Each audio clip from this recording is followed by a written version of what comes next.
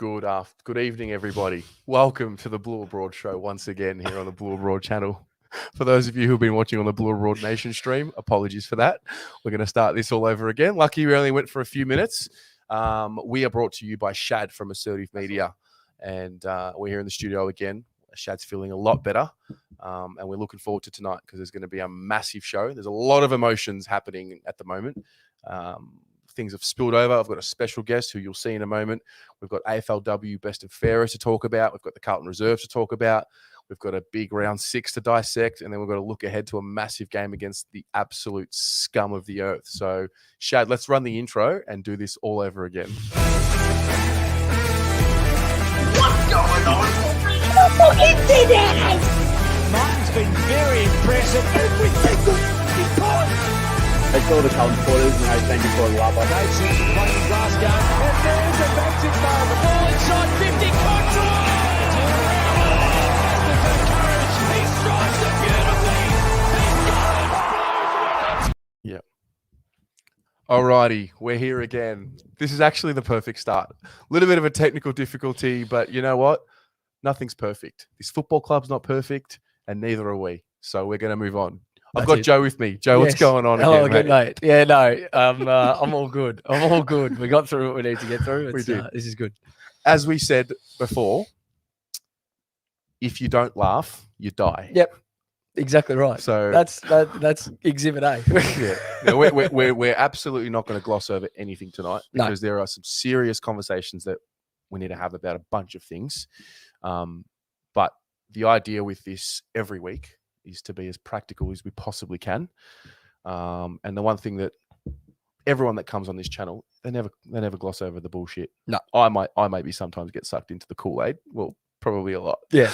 But we're gonna have a frank conversation about everything that's going on. So we're gonna wait a little bit. We've got some things to talk about that are not related to the shit show.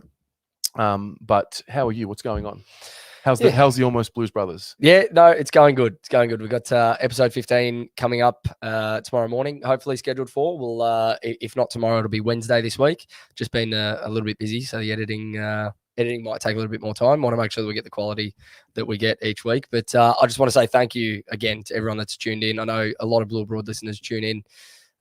Thank you everyone for following the Instagram at Almost Blues Brothers. Yeah, look, the support's been massive. We didn't think that we'd get the listeners that we're getting this early. Like it's crazy. So as you said before, episode 15, Sam Doherty episode this week. So fantastic. The boys are fired up on Sunday, so it's going to be it's a good one. It's going to be a good one. Yeah. No, I'm enjoying it. I'm enjoying the camaraderie, but you guys are just like slotted in, like just with ease. It's been very impressive. When you've known each other for too long. That's true. That's very, very true. That's usually what happens. No, that's very true. No, it's been good.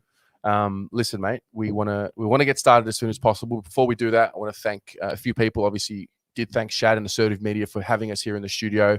I want to thank you guys that are paid up members of this YouTube channel. It is a phenomenal thing that you guys do just so we can sit here and talk Carlton and do things like sponsor players and give away Guernsey. So thank you very much for your continued support.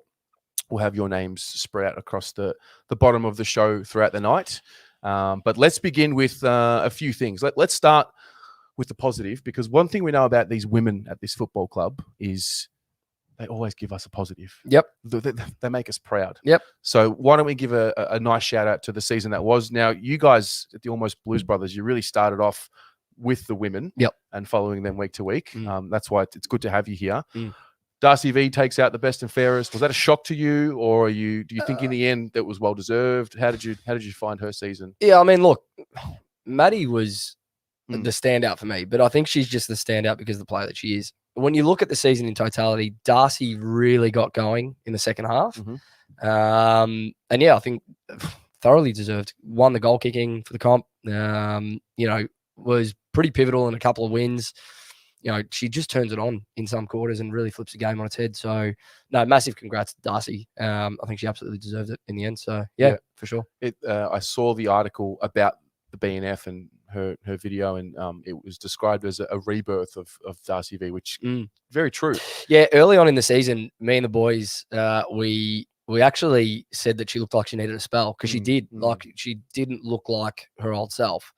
But like I said, second half of the season, she just came alive. Yeah. Like, just absolutely tore it apart. It So was interesting once they started isolating her instead of Taylor Harris, how much different that forward line functions. yeah, absolutely. Did you notice that? Yeah, for sure. So, no, we wish her very well. I mean, look, the women didn't make finals, and this football club is all about winning and success, and it's very hard to say that with a straight face. But that's the foundations of the club. It so is. obviously, disappointing because they're a very good team and they should be playing finals. Yeah. But I think they learned a very valuable lesson in not wasting a moment because the season's too short. There were 2 games. It was the Bulldogs game and the Freo game that we had literally in our grasp, and they got away from us. And that was, in the end, that was the difference. Yeah.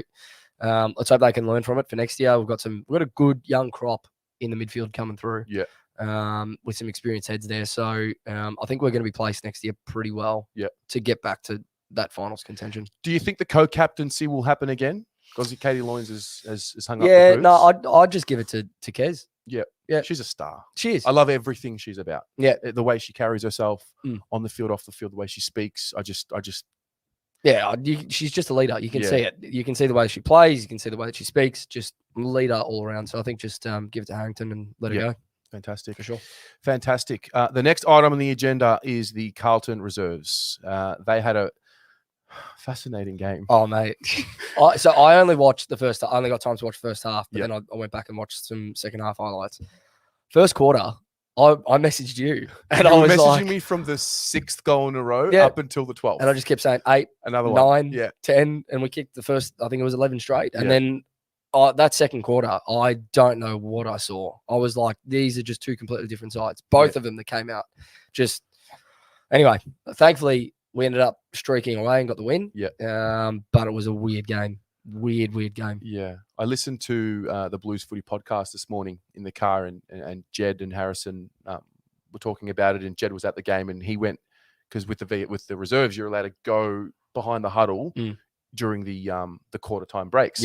So he's gone to the huddle after quarter time, and apparently Daniel O'Keefe has sprayed him. Like he's given him credit, but then he sprayed him saying, how could you let him get into kick those last 3 goals? And it was funny because at the time you're probably thinking, well, he's up. They've kicked 12 goals in the quarter. But that second quarter happens, and he probably saw that coming. He saw the complacency. So very interesting to hear that. Good insight from Jed there. I like that though. Yeah, like absolutely. That's what you want to hear from your coach. Put the foot on the throat. If you can see your playing group is 5% off at the end of a quarter, which we're going to talk about with the seniors, I'm sure. Spray him, of course. Yeah, do your job for 4 quarters. That's what you're there for. 4 quarters, not 2. It's a really nice little entree to what's about to come. We're going to talk about the performances because Paul Sebastiani, who has done another one of the Carlton Reserves reviews on the channel, it just got uploaded a few hours ago. There were some nice performances. Setterfield was good with his 25 and 10. We're going to talk about the changes potentially for next week a little later. But I just wanted to talk a little bit about the win and whatnot. And we just don't have much time to waste because we have to talk about the weekend and we have to move on. I just feel like there's a lot to unpack here. What I will say, yes, Ben Crocker. So at Adelaide, he really didn't show too much. I think at AFL level, he's probably like a Nick Graham type, where at AFL level, he may not be able to cut it. But VFL, he is one of our best signings in the VFL this season, if not the best. He's unbelievable. He's genuinely unbelievable at forward. I went and watched them play round 1. He's the deepest forward. Yep. Do we pick him up? Is he an option? He's, he's... No? I wouldn't go there. No? I wouldn't go there. I think he's had his time at AFL. Yeah. I wouldn't go there just yet. Okay. If he keeps doing what he's doing at VFL level, fine. Give him a look. We're probably going to have a spot open in the mid-season draft with Marchbank on the long-term injury list now. Yep. Fine. But he's got to kick 50 goals for me. Yeah, fair enough. Halfway through the season. I just don't see us picking him up and playing him as the deepest forward in the AFL team. No. So no. Anyway, it's another conversation. Another conversation. But yeah, no, you're right. It's good for him. I think James Parsons as well played very well. 21 touches and 5 goals. He looked a class above the week before against Southport as well. So look, good win. I mean, I think a lot of people talk about you've got to have a good reserve side to then have a good AFL side and make it all work. So they've done their job, and we all thought it was going to be an omen for that night. And definitely wasn't. Having said that, let's get into it. All right, let's get into it. A lot has been said. We're going to sort of unpack it again. You guys at home, as I always start this, I'm going to ask Joe. Joe, give us your high-level summary of what happened. But in the meantime, everyone at home watching, can you please put in 3 words to summarize what Saturday was for you as a fan in your experience. So, Joe, what high level, what's going on? What happened? Oh, it's a difficult one because we were better. I think we were better overall across the game than what we were against Port. So we got a reaction to an extent, but I'm not here anymore for reactions. I'm not here to be competitive. That's a win. If we didn't switch off in that second quarter for literally 10 or 15 minutes where they piled on 6 goals straight, it was a 6-goal swing this time, not a 4-goal swing, 6 goals. We would have won that game without a doubt in my mind. We had them on the ropes early. We didn't capitalize on the scoreboard. On the other hand, when they had us on the ropes, they didn't really capitalize either. They missed a few shots that they probably could have put away as well. They still kicked 6 against us, and we couldn't stem the flow. And it's been the same conversation, I feel like, for the last 2 or 3 years, where these 4-goal swings or these lapses in conversation lapses in concentration. Sorry. It's a problem that just doesn't go away, and I don't understand it. And it was so frustrating seeing what they did in the first quarter, seeing what they did at the start of the third quarter, but then that second quarter genuinely killed us, and that was where the game was won for Brisbane. That was where the game was won. That's overall. I can't pinpoint any other point in the match where we lost the game, other than when we went down that same wing about 80 times within 15 minutes. We just refused to switch the ball, refused to do anything different, and it was as frustrated as I've ever been as a fan. As frustrated as I've ever been. But then on the flip side, you get Harry kicking 6, looks really good in the third. We come out in the first with all this pressure and this momentum and looked really good. It just summarized what being a Carlton supporter is about. It was just a roller coaster from start to finish. Roller coaster. It really is. Yeah, obviously, I was at the wedding, so I didn't watch the game in the heat of the battle with everyone live. I didn't have that emotional investment and the anger of the intensity of being at the ground. I'm sure I would have been a lot more angry had I was there and wasn't, in a lovely environment where it was a little bit more positive. No, that's right. It's good. I'm glad you had a good day. So So, but my observations are that in isolation, that one game wasn't the worst game ever. However, I get the feeling that the compound effect of the same story has now gotten to a point where it's all starting to spill over. Yep. No, it is. It is. It's like that one game isn't the reason why people are this angry. It's just a culmination of the same shit. It's that one game over and over and over and over and over again, where it's literally just the same. Well, Mars probably put it the best way. It is same shit every week. Same shit. It's garbage. Yep. It is. It genuinely is. It's the same shit. Yeah. Which we're going to talk about Mars in a minute and the virality of this video. It's unbelievable. It's unbelievable. What were your thoughts on watching the replay? Like I said, in isolation of the one game, it wasn't a complete debacle. It's missed opportunities in the first. The ball lived in our forward half in the first quarter. It was the response. The second quarter, the very beginning started terribly. And then there was a 10 or 12 minute patch where it just was an arm wrestle again. Yep. But unfortunately, they broke the deadlock. I think Lions kicks a goal that really stings us, opens us up. And then I think it was Zorka that kicks another one and went off a Lockie Neal free kick, and they weren't switched on. And it just moments. Moments. And very much a lot of the same. The only thing I can say is at least this week they didn't accept their fate like they did against Port. I thought against Port that they just accepted that they were just not as good. They laid down. But listen, like you said, we're not here to talk about did they compete? Did they? That's their job. Them fighting it out and bringing it to 18 points. That's your job. Yeah, that's not. You don't get extra brownie points for that. Yeah, that's expected. And we are now past the stage of year 1 and 2 in the rebuild where it's like, as long as they compete. So yeah, very, very frustrating. But I was calm for the reasons that I just gave before about the way I watched the game. I was removed from the emotion of the live event. But I'm also I personally think calm is needed. Yeah, for sure. I think there's a completely wide spectrum of how everyone's going to react. Yeah, someone's got to be absolutely fuming. Yep. And people are going to be. I'm just choosing to be calm. because I'm calm for this week. correct. I'm calm because I will flip it Next week. Yeah, correct. 100%. I cannot. We'll go into it, but I can't stress enough. Joe, I'm Next- starting to get. If we lose, anyway, we're going to Anyway, talk about next we'll week. We'll get there. We'll get there. They wouldn't want to fucking turn up next week. I'm telling you now, mate. It's next week. I need to start this. We're gonna get there. We're gonna get there. But I hate the Essendon Football Okay. Club with all my Yes. heart. With all my heart. Go. Okay. Can we all right, let's do this.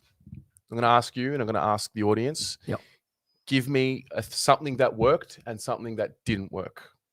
Like if you had to pinpoint the most important and significant things. So you guys at home as well, what worked and what didn't work? One of each.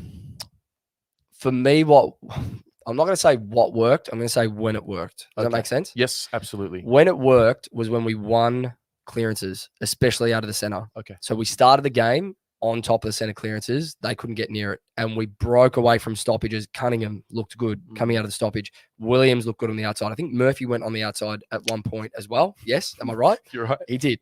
And he looked good. Samo playing for. Thank you. Teague. Yes. Well, the finally. changes. Yeah. So this is what I'm saying. Yeah. The changes, winning clearances. Like we put players into the middle that could win the ball. And Samo, I've said for so long, and I believe it with all my heart, he hunts the ball almost like no one else other than Sam Walsh in our team. Just hunts the footy when it's at ground level, knows how to get his hands on it and get it forward. So seeing him forward of center and run through the midfield, that's what worked.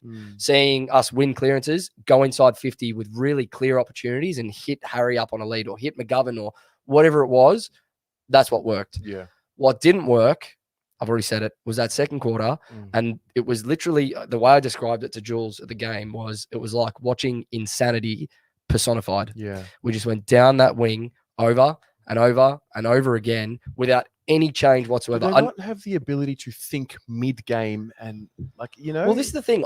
I asked the question on the pod tomorrow, whether or not it's players or coaches, right, at that point. So when you're doing the same thing over and over again and it's not working, where does the directive come from? Now, for me, it comes from the coaching box, ultimately. That's where it has to start from. But as a player, Jules makes a really good point. As a player, if you're not getting the message or if the message isn't working or whatever you're doing is not working, you need to have leaders on the park that stand up and go, let's switch the ball. Let's just go to the other side of the ground, see what happens. Let's take a kick down the corridor, see what happens. Let's throw some chaos into the mix because Brisbane just knew what were coming at them.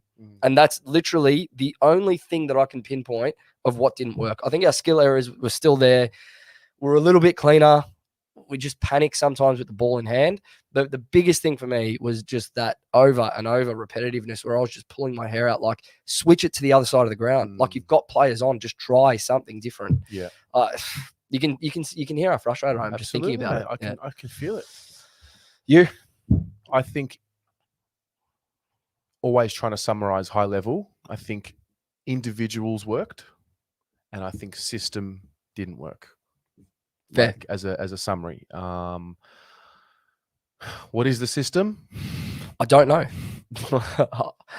You said before the show you like when we handball, Yeah. So, but we've been told that we're a kicking side. yeah. So This is a good point. This is a very, very good point. So spoke to Pom yesterday, today, day before, all 3 days. And we were talking about David Teague's press conference, and he made mention of the fact that he felt like we were overusing the handball at stages. I thought we looked really good early in that first quarter when we were handballing through the press.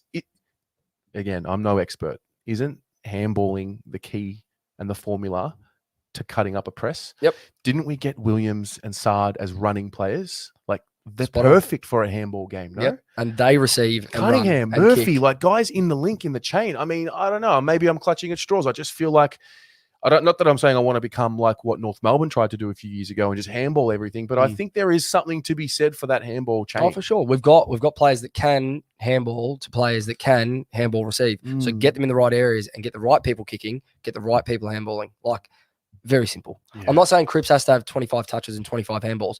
Kick when you need to kick, but Cripps' weapon is getting in and under and handballing out to someone that can kick and that can hit a target. Yeah. I don't need to see, as much as I love him and as much as I loved his game, at times Jonesy doesn't need to bite off a 45. No. It comes off. When it comes off, it looks unbelievable. Yeah. When it doesn't, it kills us. It's a high-profile mistake when it doesn't. Kills Yeah, us. It's poor. This is what I'm saying. It's just personnel in the right area. We started to look like we got that right with the right players in the right areas. That'll come. And I'm confident that that's going to come now because just the way that Teague identified what they looked at during the week. Yeah. Are we really, we're a kicking side based on the way we play. Yep. Do we really have players that are good enough to kick the way we want to kick? I don't know if we've got West Coast kicking in us. I don't know. Against the good sides because we took a lot of marks against, who was it? Was it Freo? I think it was Freo. Yep. And the kicking game was there. Mm-hmm. But again, they allowed us to play that way. They allowed us to play that way. Mm-hmm. Correct. Look at Melbourne. I said to you, look at Melbourne against Richmond. I didn't watch the game, but you were saying. Melbourne, also a bit of a kicking side. Like they've got Ed Langdon that runs down the wing, breaks lines with his kick. Salem can pinpoint a pass. They've got their weapons down back and on their wings. Against Richmond, they used the handball to break the press. That was one handball from half back over the top, brings a Richmond player in. Next handball over the top, brings the other Richmond player in. There's always a Melbourne player out the back ready to go. We did it. We actually did it against Richmond in round one. Mm-hmm. Go back and watch highlights from the first and second quarter. Mm-hmm. We did that against Richmond in round one. I don't know why we don't do that more often because Brisbane are the perfect side to do that against, and Port for that matter, because they play very similar to what Richmond does. Yeah, it just seems. I mean, I had to listen to Mark Howie's podcast, and he interviewed Craig Bellamy, 2-part series. Part A was out a couple of days ago, I think. And Bellamy, Storm coach, we're talking about absolute excellence, winning habits, and he just simplified. He spoke about people doing their job. It wasn't about playing our way. It was about every single person doing their job and making the instructions very simple. I think Bowler said it last week on the jumper punch. We make this game look so fucking hard, Joe. We make this game look so hard, and I don't know if the instruction coming to them is not clear enough. If there's too many instructions, that's confusing for them. Where do you start? It's the chicken and the egg. Is it the players not being smart enough or good enough? Is it the instruction from the coaches not being clear enough or good enough? Mate. Yeah. Mate. Just more, again, another game where there's just more questions than what there is answers. Yeah. And it feels like that every week. But I feel like we got a few answers this week. Like I said, Teague made some change, or the coaching department made some changes that we've all been waiting for. Williams off half back, Williams more time forward, Samo through the middle, Murph back in the middle. He made the changes were there. You saw it for what it was. So in that sense, I'm confident that we're going to keep seeing those changes on game day, which is what I've been screaming for and what we've all been screaming for. I'm not in the camp of blaming David Teague because I don't want to become a club that just targets out. The media can say whatever they want, and I'm sure that it's a big if, but if we're 3-6 after round 9 or 2-7 or whatever we're going to be, they're going to go after Teague. As supporters, as a football club, you got to stand behind a coach that hasn't even had 2 seasons with this group yet. So Teague himself, I am not going after until he's got. Look at Goodwin. It took him 4 years to get to where 4 or 5 years to where Melbourne are now, and they came after his head. Buckley, it took 4 or 5 years. Thompson, even Bomber Thompson with Geelong, he was going to get sacked the year before they won the 07 flag. It takes time for your head coach. It's the support around him that the questions should start to be asked of if we get to that point. Yeah, I'm with you on that. I'm with you. I kind of don't want to judge Teague until he's got the group around him to succeed. Yep. Which I guess we'll talk about Worsfold in a moment. But I think we'll talk about coaches in a moment as well. Before we do that, I want to get votes. Yeah. So I'll ask for yours and you guys at home as well. A 1, a 2, and a 3, if you've got them. And we'll see how it all plays out. I reckon we're gonna. Last time we did this, we had the exact same votes. I feel like it's a. Yeah, I feel like. So I'd 1 Kerno. Yes. I had 2 Mackay. Yeah. And I had 3 Walsh. Yeah. Okay. That's. We're on the way. It's good. Yeah. It's. We're on the same vibe. If there's anybody else, I mean, is there a notable? Was there another guy that did some things where you're like, oh, you did your job? I would have said. I reckon. Well, you know what? I got to apologise to him. I got to apologise to him. Since I hammered him, since I said that he's not up to it, and he's doing his job as a half forward. Yeah. He's maybe the tackle pressure's not there, but you've pointed out that Cripps has only had 1 or 2 tackles more each game, so that's fair. Score involvements, goals, he's doing everything he needs to do. Yeah. So Murph, not that he probably could have been the votes. Honourable mention. I think Jonesy and Weeders were the only other 2 that I saw on the day where I went, all right, you've done your job. It's pretty much the same in the comments. I've got Cunningham 1, Mackay 2, and Walsh 3. That's from Marcus Mancuso. Pommy's given the fans 3 votes. Thank you for that, Pommy. It's good. Adonis Destunis says we have a clear lack of footy IQ and class. Peter v. Bluebagger, 3 to Walsh, 2 to Harry, 1 to Ed. It's very, very similar. Speaking of Cunners, he attended, I think I saw the centre bounce attendances today. I think it was 14. Yep.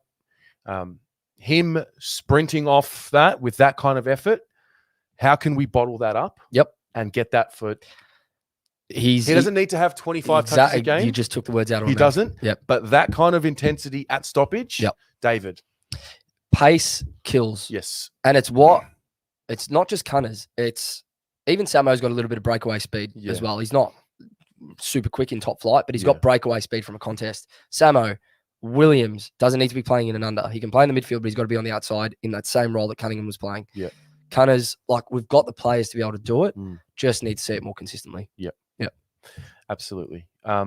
Okay, that's good. Now I want to sort of turn to some questions, just random questions that I've seen online and whatnot. The Stocker role, been a big talking point. I mean, at times he was matched up on Eric Hipwood.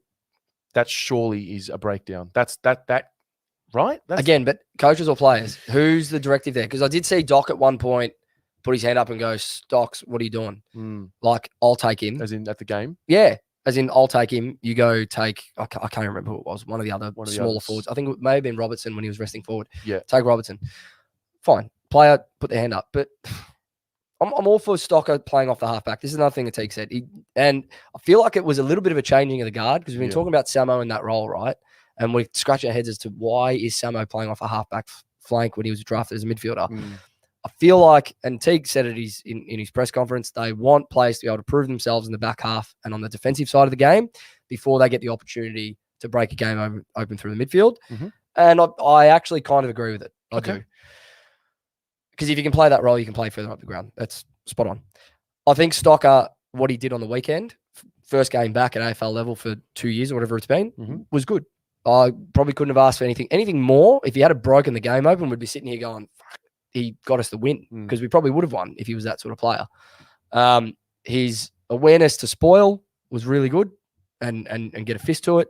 His ability to first play the game, handball receives, kick out of there. Yeah. You can see he's got the football smarts. You can see that he's going to develop into that role. I want to see Stocker. I want to see him play every single game for the rest of the year. Okay. At AFL level. Yeah. He needs the consistency in his game. He's a guy that obviously, if he's down on confidence, might hurt him a little bit. Yep. Keep him the side, stick fat, let him do what he needs to do, and he will have that game, that breakout game where he gets 25 touches off halfback or he gets 30 touches off halfback, playing a little bit through the middle. It'll come. He just looks so composed the week before in the VFL, and obviously the AFL. He hasn't played AFL footy since 2019, so there's a few things at play here, but that just wasn't the Liam Stocker that I know he's so much better than that, and I don't know. I just think the messaging around him. And not just him, it's actually, this is a microcosm for a lot of what's going on. You know, drafted inside midfielder, get excited, play him in 2019. Obviously, 2020, things happen. He has to come home. We don't really know what's going on other than it was health related. Yep. And then this preseason, Teague mentions how they noticed how he was I think he called him a stoppage beast. Fantastic. They're going to put Liam Stocker into the midfield. He plays in the midfield in the practice match before round one of the VFL. He plays the last quarter in the back line. Then he plays a full game in the back line, kills it straight in. He had to play because he played so well. I get that. Again, so many more questions. Yeah. Is it a square pegs round hole situation, or is it just that's where he found his form? He's got to earn his way into the midfield, because I feel like we've got too many midfielders that we want to put on the ball now. We want to have Cunningham in there. Yep. We want to have Stocker in there. Gibbons, we want to have Fogarty, Gibbons in there. Fisher when he comes back. You know, Martin, we've got midfielders everywhere. You know, and this is the next question about just the philosophy of this team, because I think the philosophy is to be versatile because of whatever. That's what they've decided to do. And I think what we've done is, rather than doubling down on individual strengths, we've sort of looked to strengthen their weaknesses to be a little bit more well-rounded. Now, philosophically, you're either focused in on what you're good at, or you go, I just think there's a divide. I'm more so in the camp of just work on your strengths and what you're good play at, players to their strengths. and place players in their specialist positions. You've got 22 players.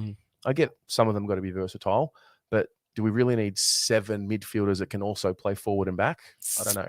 I don't know. I think I tend to agree with you, and I've said plays their strengths a lot as well, and I 100% agree. But under Bolton, we saw Dow get thrust into the midfield, for instance, way too early. Didn't have the body, didn't have the game awareness. He had his games where he looked like he was going to break it open and all that sort of stuff, but he was part of a losing culture in a midfield, and he was part of a midfield that was very young. I don't want to see the same thing happen with the next crop of players, with the Stockers, with the Kemps, with whoever else is coming through, or the Jack Carrolls, or whoever it is, right? I am coming around to the idea of blooding players off halfback for a certain period of time, but Stocker still needed to run through the middle for 10% of the game or 20% of the game, and that needs to that percentage needs to build up more and more and more until he's 50-50 at the end of the season, and he's breaking through stoppages like they've said. Now, he may not have a tank. There's things that we don't know. Like, he may not have the endurance yet. He may not have the tank. I don't know. He will be a stoppage player for us in the future. 100%. He has to be, because if he's not, it's a draft bust. Like, you've gone to the draft, you've drafted a midfielder, play him off halfback his whole career. It won't happen. It just won't happen.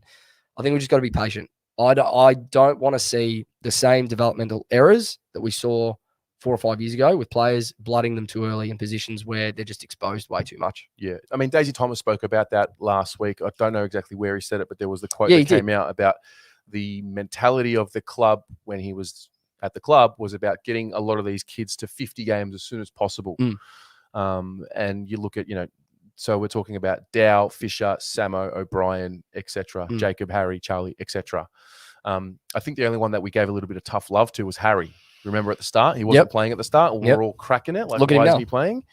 I just think there's something to be said for, it's so hard because at the moment, there's the older guys and people are really cracking it that Levi and Betts and Murphy and these guys and Kerno are playing, because it's like, well, are they part of the next premiership side? And I totally understand that argument. But at the same time, I also don't want to make the same mistake of putting kids in too early just for the sake of playing 100%. The kids and then them being exposed to a level that is so far beyond them. But at the same time, are we then shattering their confidence by doing that? I just don't know, mate. What happened to the days of earning his stripes in the VFL? Like Jamara Ugle-Hagan. He hasn't debuted for the Dogs yet. Spot on. But he's tearing it up at the VFL. Riley Thilthorpe, I think that's how you say his name. That's exactly how you say had to earn his stripes in the SANFL. Came in, kicked 5 on debut. Earn your stripes. I am a big believer in that. I think under Bolton, they were just given, I did hear that Daisy Thomas interview and I heard a little snippet of it. I'm a big believer in it. You can't just be gifted games. You can't. You need to push. We've said this before as well. You need to push players out. So you need to push Murphy out. As much as early in the season I said he may not be up to it, is there anyone at VFL level playing a half-forward role for us that's doing more than kicking a couple of goals a game, maybe getting 5 score involvements? I just don't see that. No. So unfortunately, well, not unfortunately, but Murph keeps his spot until there's a kid that literally bangs the door down and says, I have to play. Yeah. I also in a way don't want the club to hide behind the whole, they're going to play the kids now and then hide behind the whole, we're playing kids, that's why we're losing. No, they've got you guys decided to choose. You chose to get Eddie Betts. You chose to keep Murph. You chose to keep Levi and not replace. Live with it now. It's sort of gotten to that as well. Like they've made these decisions, let them live and die by it, because I feel like if there's failure at the end of the season, and we don't want to talk about it yet, but some serious accountability has to be taken. For sure. And at what point do we okay, we really hammered the players week to week. They cop the brunt of everything because they're the ones that go out and perform. The coaching staff has really started to cop some heat. When does it go to the next level? When do we start holding absolutely. Like when is the right time for that conversation? Because we are in year 6. The board are the ones that came out and said we're playing finals this year. So if we're not playing finals, the heat comes on them at the end of the year. Sorry, it's that simple. For me, it's that simple. Do we need to hear from the powers that be this week? Do we need to have an update on where we're at? No, not the finances, because I couldn't give 2 shits about the finances. No, we don't need to do on the financial side. I don't need to hear any more of that. I don't think you need, I don't know. What other presidents of other clubs come out? It's not about the president. It's okay. CEOs it is the president, but it's like just the powers that be. Yeah. Like I'm thinking this week, where's Juddy? Yeah. Get him in. Get him in. Yeah. That's a good put point. The training top back on, Juddy. Get out there again. How much do you care? Yeah. Get out there. surely he's still a sounding board.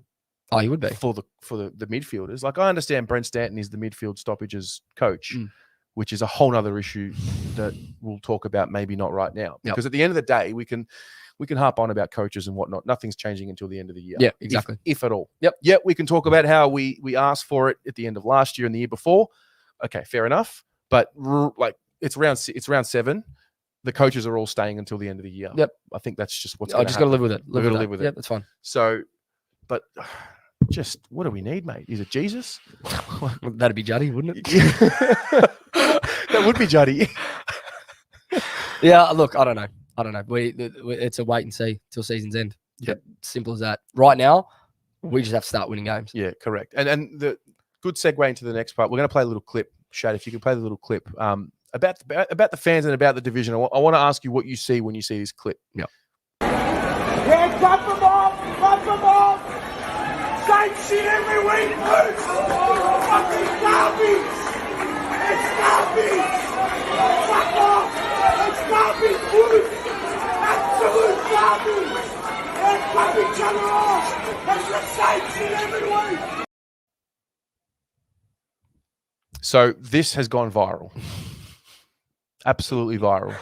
And it's sort of revealed what's going on. And a lot of people have messaged this morning on the Instagram page. A lot of it's sort of divided between, thank God someone said it, and that's disgusting, that's deplorable, and a range of things, right? What do you see when you see that? Because I don't want to shirk the issue and pretend it didn't happen. No. What do you see when you see that? It's our frustrations just in reality. That's literally from one person. That is the frustrations of the supporter base for the last 7 years coming out. Joe, that's and if it's not, I don't know what's wrong with you. I'm sorry. That is a broken man. Yep. I spoke to Mars this morning. Yep. I spoke to him. He said it's the second time he's done it. Yep. In his life. The first time was when we lost by over 100 to Melbourne a few years back. And it's funny because in this day and age, a lot of people hide behind a fake profile photo with a VL turbo in it, and they hurl abuse. And a lot of people will say, well, why don't you say it to their face? Now, would I do that? I personally wouldn't, but I don't begrudge someone that does. Let's break it down. Have we been garbage? Yes. That's what he said. Is it the same shit every week? Yep. I reckon it's the same shit every week. He said it to them. Again, everyone supports differently. So long as obviously there's lines that you don't cross. Yep. We're not racist. There was nothing personal There's no about sexism, it. Yep, nothing like that. Nothing about it at all. Nothing about their families. Nope. Nothing like that. Nope. And I just think it's a representation of, like, my first reaction is, look at what the football club has done to this guy, as opposed to, oh, that's disgusting behavior. The reality is, football for a lot of us, and it's for me, I'm one of them. Football, the Carlton Football Club, is genuinely a massive, massive part of our lives. It just is. Yeah. You said it the other week. There's something wrong with This this. is like this is literally a documentation of the decline of the human race. It is. This is what it is. It is. But you said it the other week. What's wrong with us? There may be something wrong with us. Whatever. Point is, it's a massive part of our lives. We spend money, we spend time every single week and every single year for this club and to go watch these players.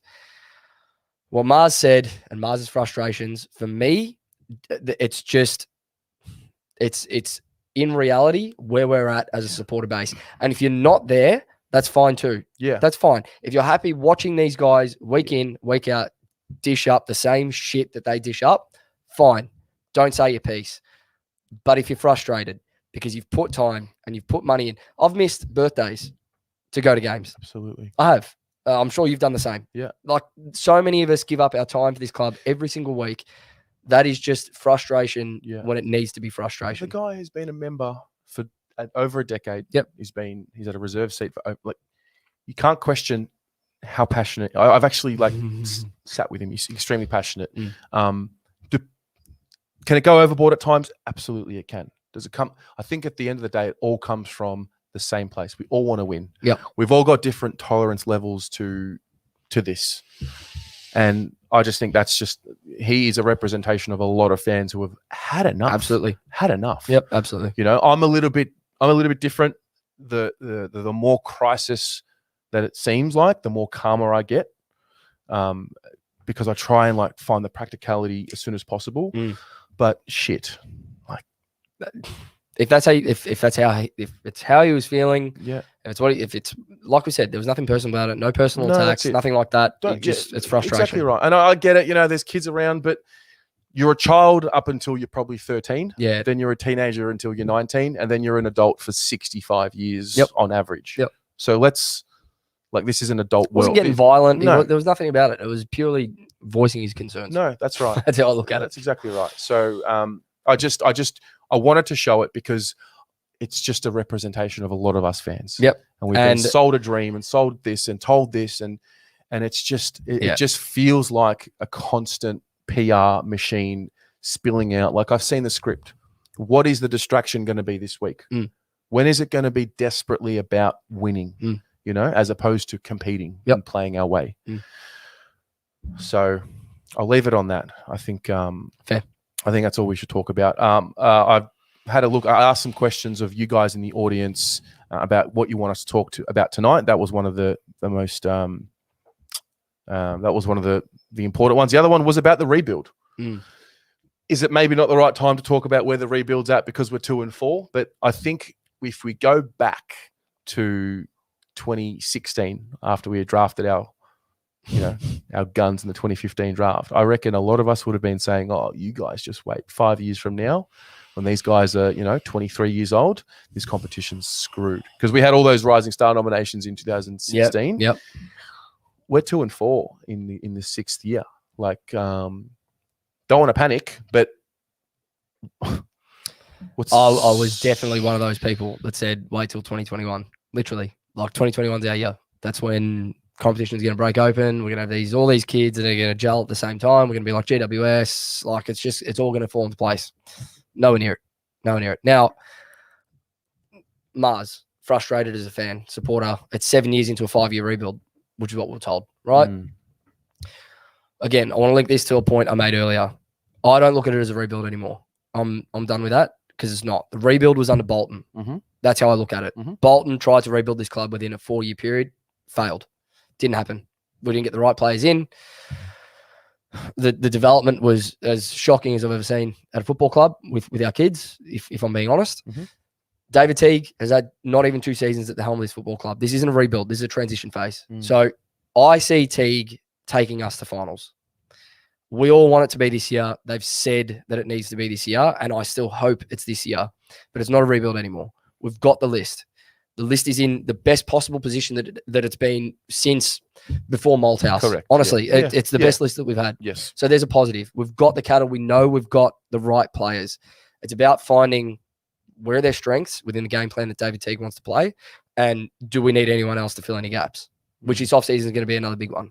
It'll be massive for us to take that next step again, right? Please. For me, I just don't want to hear the word rebuild anymore. We're not in it. I think it's just, at the end of the day, it's bought time to the board. Yep. Board. To the board. Absolutely. Because that's what they sold.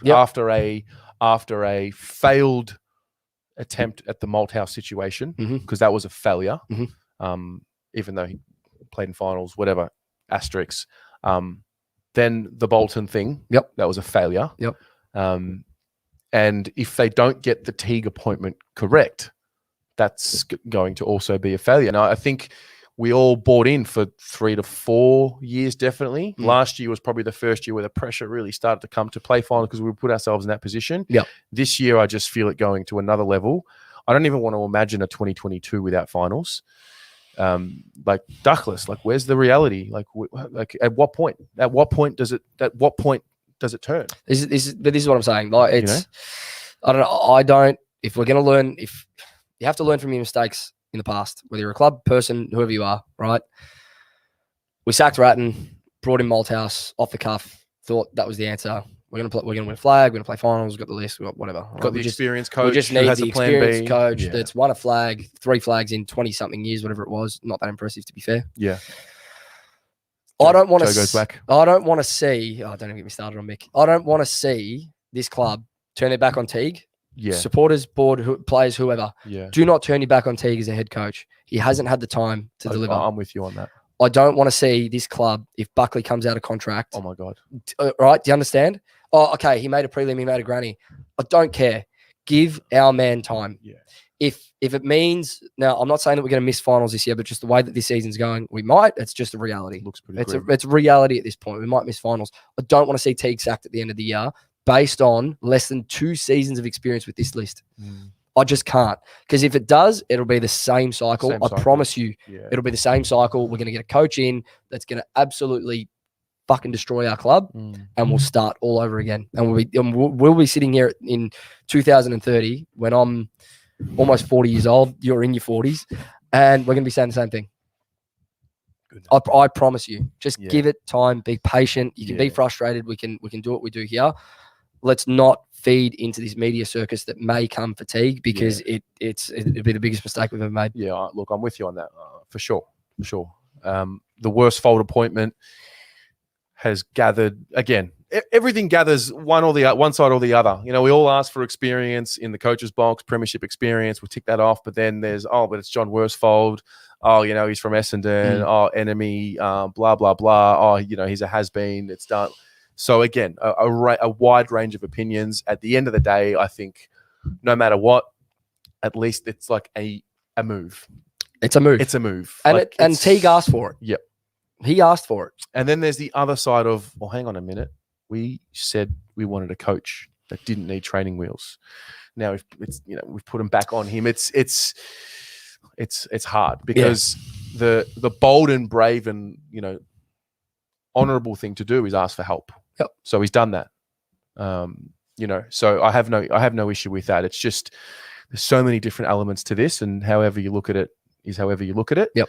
But for me, it sets a standard for the playing group. For me, I actually look at it as a positive that he went, like you said, it's bold, it's brave to be able to put your hand up and go, oh, I need to bring this. He's been a mentor unofficially for him. We found out for a few years. Mm-hmm. He wanted him in an official capacity there on game day in the coach's box to give him direct feedback live on what he may or may not be doing right or wrong. It sets a standard for the playing group to go, and I think it's phenomenal. If you need help, put your hand up. Yep. We're there. That's the club we need to be. Yep. Every successful club helps each other. Yep. If the coach, under the pressure that he's under, has the balls to put his hand up and say, I need John Worsfold in my coaching box as a mentor, phenomenal. Fair. Phenomenal. That's plain and simple how I look at it. Yeah, fair. Next thing I want to ask about is contract statuses. Cripps and Harry are out of contract. Harry, all of a sudden, it's starting to come up. Which one's more important than the other? Harry, I can kind of understand because Cripps has already signed his first big contract. He's already gone through his first big contract after being a kid. This is Harry's time. Yep. Which I kind of get. Yep. The Cripps one, well, we put so much pressure on him, but welcome. This is the Carlton Football Club. We are the Carlton Football Club. And you're the captain of the Carlton Football Club. Rocco said it from before the season started. Sign the fucking thing. What's going on? What are you waiting for? Is it a distraction? I'll ask you and you guys at home. Is the contract situation for both of them, is it a distraction for you as a fan? Yes or no? It's not. The contract itself is not a distraction for me as a fan. I don't really think about it too much. Okay. If Cripps, for me, I'll start with Cripps. If he wants to stay, he will stay. He'll sign whatever contract's put in front of him to a reasonable degree. For me, he played much better on the weekend. Yes. I really liked what he did. First options. Showed up. Yep. Missed that fucking goal though. Don't worry about that. That'll come. 21 handballs out of 25 disposals. That's the Cripps that we know. That's the Cripps. That's the player that we went, he's going to be a contested beast for us for years, right? Keep doing that. You can have your $1 million contract. All right. Start kicking those goals though. Yep. Harry's a different story. Okay. We actually just need to sign Harry at all costs. Yeah. So if we're talking about who's more important, get Harry to sign now, because the longer this season goes on, the closer he goes to winning a Coleman, and the more his contract value goes up, and the more he starts getting offers from every other club in the AFL. If we don't sign him now, just make sure he knows that he's a priority for this club, because if Harry leaves this club, right? If there's any chance that Harry leaves this club, we've got no one up forward. Charlie is not a certainty to come back whatsoever, and if he does, he's still not a certainty to come back to the player and the dynamic ability that he had with this injury. Harry is priority number one for this football club. So then we go into the contract management conversation. Mm. And if I'm Harry's manager, mate, you ain't signing a thing. Nah, you're waiting. You're not signing a thing. Yeah. You're going to wait. You're going to wait it out. You got to look after number one, and that's fantastic, and that's great. Mitch McGovern's on. I'll be conservative and say 700K. Mm. All right. I think Charlie's on 800 a year. Yep. Zachy Williams is on 800 Mm-hmm. on Sard, a year. 600, Sard, 650, whatever it is. Whatever. Cripps. Yep. He's probably going to command somewhere between 750 And you got Walsh coming up in a few years. So Harry's going to say, hang on a minute. He's about to kick probably 3 times more goals than what Mitch will this year. Yep. At this rate. Yep. He's kicked 22. The next best is Gibbons with 6. Mm-hmm. Granted, Mitch has only played a couple of games. Yep.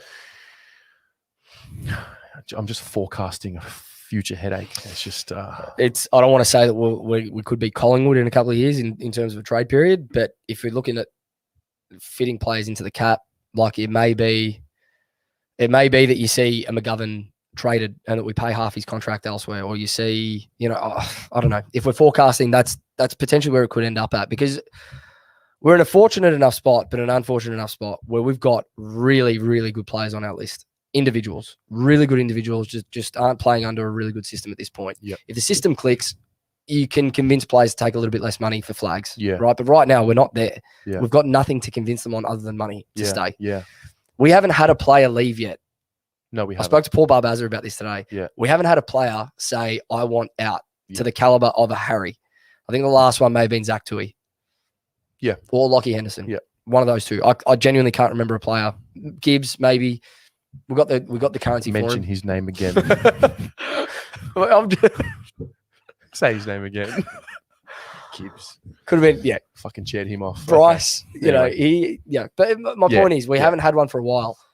If it's Harry, if he's going to be the one, I will be distraught, because we have a serious full forward on our hands for years to come that we just can't let slip. So this is the other question, because in the original plans, I thought Harry was the centre half forward, and Charlie was the full forward. Now I understand why should we talk about Charlie? Well, because he's on the list.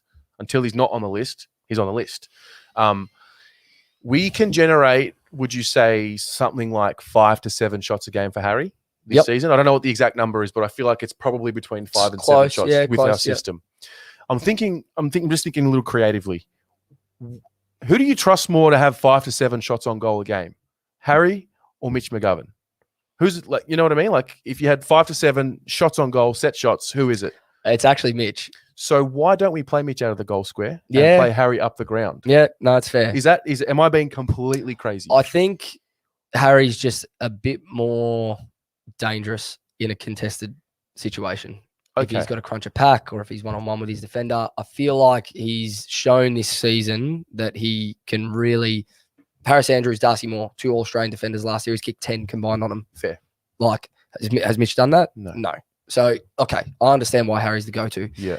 I agree with your point. Mitch has some serious burst on him. Yeah. Like serious burst out of a goal square, out of a whatever, right? We see it at times.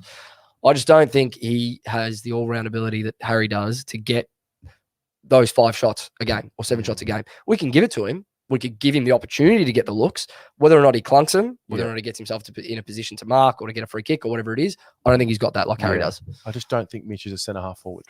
No, I don't think he is either. I don't think it is. He's like out of the goal square for me. But this is what I'm saying. Is he potentially someone we trade out in 2 years if Charlie can get back up and running? Wow. Charlie can get back up and running. Everything's sorted, mate. I agree. We'll win a flag this year if he can get up and running. Yeah. So the next thing, we're going to go a little bit over. I apologize, but I have a feeling none of you will hate it. I want to talk about expectations. We are 2-4. Let's start with the next 3 weeks. We've got the Bombers this week. We have then got the Bulldogs, and then we have got Melbourne, right? So there's the 3. So you guys in the comments, like, what is acceptable? What is the expectation over the next 3 weeks? What do we need to be talking about on the Monday show here in 3 or 4 weeks time, saying, okay, we did what we needed to do? What is it? First and foremost, 3-4 after this week. Okay. Yes. Non-negotiable. Yep. Competitive and this week against that scum is not enough. We will get to them, I promise. Right. After that, I still think we need to be 4 and 5 going into round 10 against the Hawks, because the Hawks, it's not like an easy beat. No, that's the Alistair Clarkson masterclass every year. Oh, he's got something over us, and that's what I'm saying. We could lose that game, right? That's not an easy game. Yeah. We need to be 4 and 5, which means we need to take a scalp out of Bulldogs or Melbourne or both, at least one. The sick Kool-Aid fan in me watched the Bulldogs over the weekend Yep. and saw Tim English go down, saw Josh Dunkley go Dunkley, down, yeah. and the first thing that went into my mind was, We've got him in 2 we've weeks. got him in 2 weeks. And do you know what else is worse? Is that we've had the wood over him for the last 2 years. Yeah. Yeah, that's what makes it worse for us, because we buy into it and we go, oh, we're their bogey side. Yeah. So I think 2 and 1 out of the 3 Yep. Would get us to 4 and 5. 4 and 5 Yep. going into Hawthorn, which again is manageable. We just need to, I do think, I know that it's all doom and gloom and whatnot, but we still need to keep, we don't lose 3 in a row. We didn't do it last year, I don't think. If we lost 2, we then win 2. Yep. We've already done it this season. Lost 2 in a row, won 2 in a row. Yep. We've now lost 2 in a row. We now need to win 2 in a row, so we can be a little bit more happy and just keep fighting for this season to stay alive until Tom DeConey comes back and Fisher, some more key Martin. players. We've got players coming. Correct. So that's that. Let's now talk a little bit about the Bombers. Okay. You go. I fucking hate Essendon. We'll start there. I call me the new generation of Carlton supporter. I don't feel the same hatred to Collingwood as what I do Essendon. It's probably because both clubs have been just as shit as each other, and Collingwood's probably won a premiership, so you got to respect them and whatnot. In the 2010, combine all that with what they did to us only 2 seasons ago, where they sliced the club in half and forced a sacking of the coach. That still burns. And combine that with what's going on this season. Like, I dare them to lose this week. I don't think our players have the mental strength and the guts to lose to Essendon this week. Mate. I just feel like I feel for what could happen, and the division if they put in a terrible performance this week. It's fear. I'm now living in a state of fear. I have too. Honestly, and I don't want to. I don't want to be like that. I Yeah. want to be optimistic, but I'm living in a state of fear this week. Mate. Just looking at that club, looking at those colours, it fucking makes my blood boil. I don't know why. I can't pinpoint it. I have never been able to pinpoint this, but there is no club in this league that I hate more than the Essendon Football Club, and I genuinely don't. I don't even understand it. I don't know if it's just the rivalry thing, or if there was some trauma I had as a kid with like a red and black car or something. I don't know. I don't know what it is, but I hate this club with all my heart. Yeah. I can't. And my partner, she's an Essendon fan. Oh, So wow. when they win, right? I don't hear the end of it for a good week, and I'm already a sore enough loser as it is as a Carlton supporter. What's Mars going to do if we lose this week? Oh, mate, don't worry about Mars. You'll see me. I'll be next to him. I'll run down the race. Honestly, honestly, do they know? Like, the players have got to know what it means. Like, because they didn't do it against Collingwood, they didn't show that they knew what it meant. 2 and 4. 2 and 4 going. There is no better time for this game to come. I For this need club. Rocco's heartburn tablet for the Argentor. Honestly, there is no better time that this game could have come, because it's going to show what this club's made of. Like you said, if they dare lose this game,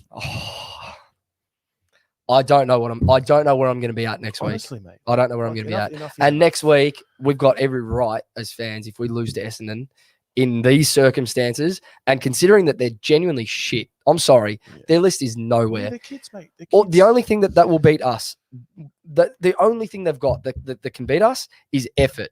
Yeah. And that means if they beat us, they showed up and we didn't. Yeah. And I'm going to be more pissed off that we didn't show up than them beating us. That's where I'm going to be, because it's literally all they've got. I honestly wonder, like, this week as you prepare for the game, like, are they getting briefed on like what it means? Are they going to bring I don't know. I remember they used to bring past players to tell them about the bit of the spirit of the club. I think that's actually what the Bombers did this preseason. Ben Rutten got them the players to research the history of the club and what it means. And Bring David Parkin in this week. I don't know, mate. Bring him in. Bring him in. Get him to tell the stories about, the baby Bombers. Yeah. Get him to tell this club and this list about the 99 prelim and what that meant to the fans. Yeah. Like, if you don't understand it as a player, pulling on our jumper this week. Yeah, that's right. Fuck. Yeah, that's right. And I don't want to live in fear and project negativity, but I've got to be honest. There's a fear to what could happen. There is. Changes. Yep. Are you making any changes this week? Because it looks like, in terms of the injured players coming back, it looks like Jack Silvani might be available. Yeah, he said he on VFL commentary. Yeah. Yeah. If he's in, I love it. such a sigh of relief. And against Essendon too. And against Silvani name against Essendon is just synonymous. Do you have ins and outs, and you guys at home, ins and outs, if any, at all? So if the club wants to make a statement, Levi is not the player. I think Levi comes out though if Silvani's fit. So that's one change. So if Silvani's fit, he has to come in. We can't play Levi. We don't need to play Levi. Like, they've got Andrew Phillips, all right. Pito should hold his own. And play Mackay up forward in the ruck, or do whatever you need to do to make do around the ground. If they want to make a statement, now it's a bit of a controversial one, but Eddie Betts is in the side to kick goals. He's lively. His score involvements are there. His goal assists are there, but he's there to kick goals. He kicked 0-4 on the weekend. He kicked 1-3 against Gold Coast. He's not having scoreboard impact when we need him to. If they want to make a statement, Eddie's the one to drop. Yep. I don't think it's going to happen. I don't think it will. Corey Durden's there. Would be great to see him come in. So biased. Whether or not he's ready, I'm not sure. Yeah. But he's there. He's electric. If we need some electricity at ground level and whatnot in forward line, he's there. Yeah. Josh Honey had another good game apparently, so he could come in. That's the only other change I would consider. Yeah. I'm all for consistency at this point and consistency in your best players. Levi's not a best player. I love Levi. I really do. He's given his heart and soul for this club in a very, very tumultuous time for our football club over the last 5 years, but his body's not up to it. We're playing with 17. He's a liability when he's out there at times. No, I get what you're saying. The thing is, it's just the perfect game for Levi to kick three, isn't it? And if he plays, I hope he does, so that I have to come on next week and I have to apologise to another player. Yeah. There's nothing I love doing more than apologising to players. I really do. So it's an interesting one with Levi because I feel like we're a little bit cornered. Teague is living and dying by a system, which I think is what you need to do as a coach. You have your philosophy and that's what you got to do. And he believes in having either three tall options in the forward line and one of them can maybe be a ruck relief or whatever the case may be. So if TDK was fit and healthy, I think naturally he'd be in. We don't have Charlie fit. And again, I'm talking about Charlie because he's on the list of the 39 players available on the list. He's one of them that's not. So I think Levi's getting off. I think he's very lucky personally. It's an interesting one about Betts because depends how you look at it. He's had 4 shots on goal. Do you think that if he can keep generating shots on goal, the goals will come? Didn't have any tackles on the weekend, which